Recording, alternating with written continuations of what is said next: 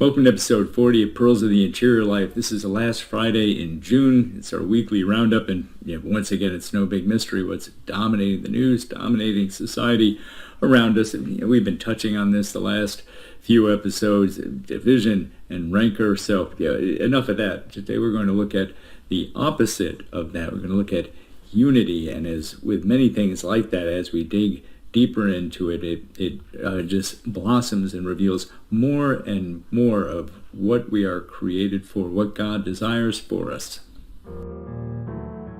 Our big goal is happiness in this life and heaven in the next. To achieve this, we need to stay close to God throughout each day. But how do we do that while living in the real world with all of its challenges and distractions?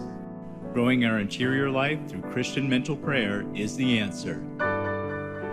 This podcast mines the riches of the greatest spiritual tradition on earth so we can grow in holiness together. I'm Steve Smith. Thank you for joining me for Pearls of the Interior Life.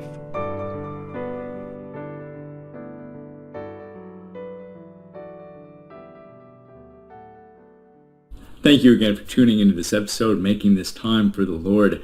In our past episodes, you're talking about rancor and division, especially in our lives, in the world, and that there's really very little we can do about the division out in the world.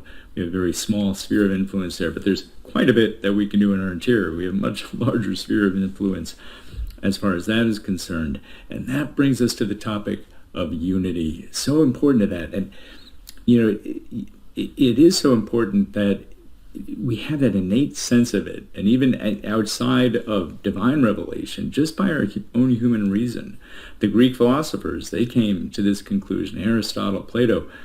Unity was a key principle for them. In fact, the Transcendentals were used to thinking of the Transcendentals as truth, goodness, and beauty, and so they are.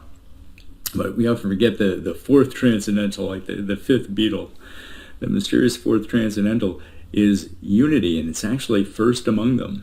St. Augustine, St. Thomas Aquinas, they followed in that line of philosophy, and they saw this principle in God, and so that's actually the first transcendental.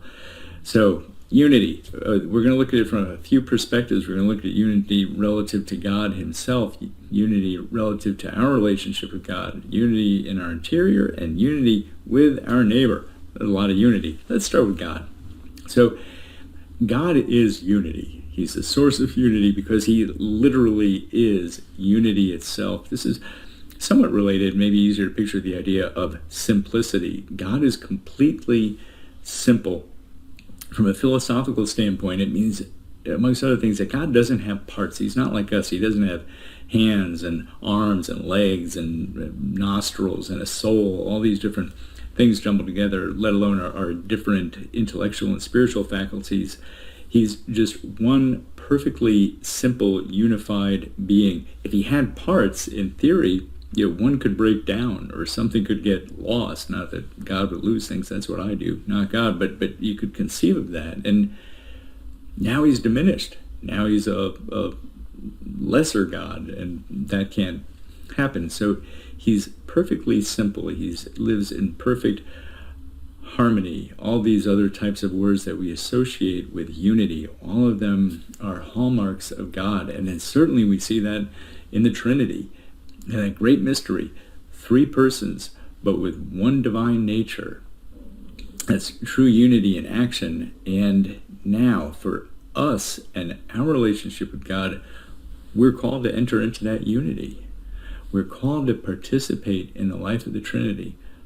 That's why we have a spiritual soul in the first place, so that he can dwell in us, so that we can be a part of that relationship that is the model of unity.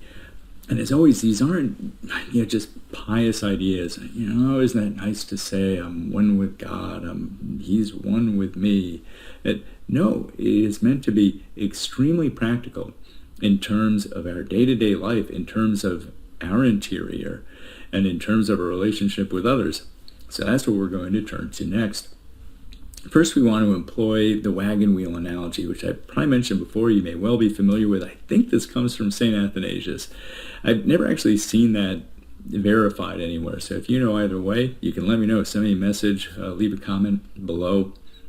But the wagon wheel analogy here, we're going to have a picture of a very quaint old antique wagon wheel in a nice green field.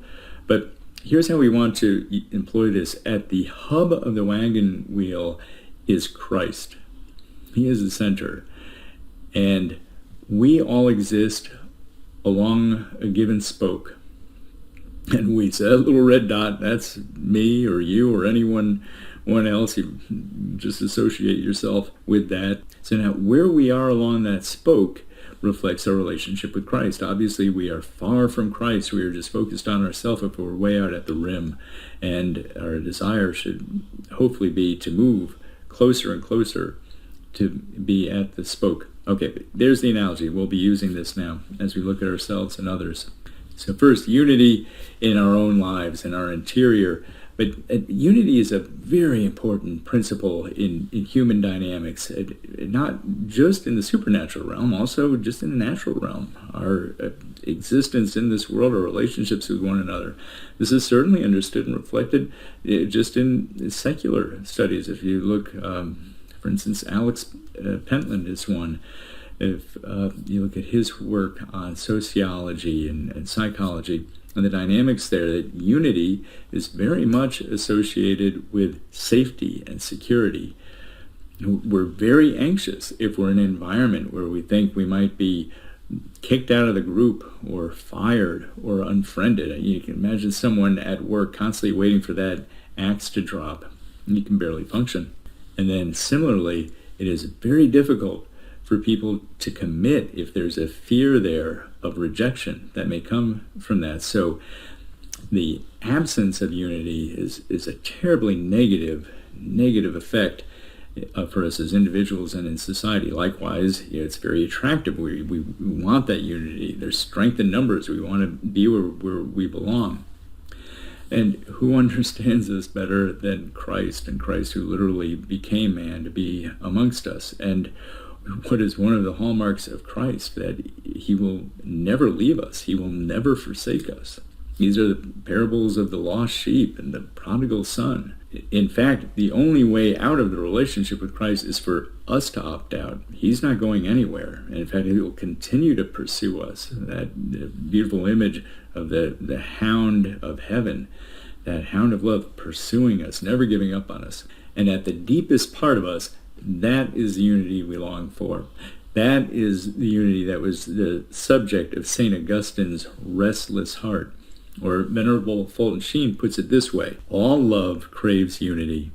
As the highest peak of love in the human order is the unity of husband and wife in the flesh, so the highest unity in the divine order is the unity of the soul and Christ in communion.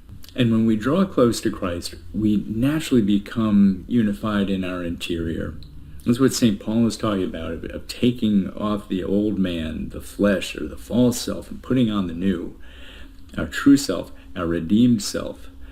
And so, we always live with a certain kind of schizophrenia, partly in the world and drawn to kind of lower worldly things, and partly close to Christ, and wanting to aspire to the heights of love of God and neighbor, and that inner divide, that division, always from the enemy, division related to the word diabolical.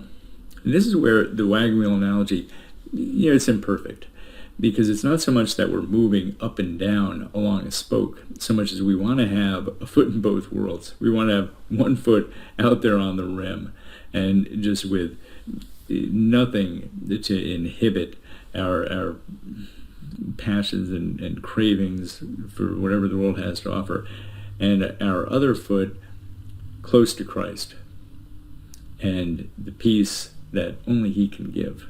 Christ desires to free us from that schizophrenia. In fact, that's why he says, I have come to set captives free. That's why he tells us we can't serve two masters. He's telling us that for our own sake, because he cares for us. And as we do that, this is where we also have that other word, harmony. We get that inner harmony. Harmony is a beautiful word, closely related to unity, very illuminating. Harmony comes from the Latin root concordia, which is to have one heart, to be single-hearted. And don't we all desire that? And that's what Christ desires for us, to be single-hearted in our love for him. Okay, so that's unity within ourselves, unity with our neighbor. Not only does drawing close to Christ draw us closer to who we're meant to be, the wagon wheel analogy beautifully illustrates some of the other collateral benefits. As we move down along the spoke on the wagon wheel, closer to the hub, notice so too do we move closer to our neighbors. All of the spokes converge at the hub. The closer we draw to Christ, the closer we are drawing to one another. This is how it could be said in Acts of the Apostles. The community of believers was of one heart and mind, and no one claimed that any of his possessions was his own, but they had everything in common. And here we see our favorite word, harmony, once again, that unity. They were of one heart. And so Christ truly is always the source of genuine harmony with our neighbor. It's not by coincidence that it's in the same teaching of Christ to his disciples as John chapter 15, when he is teaching about abiding in him.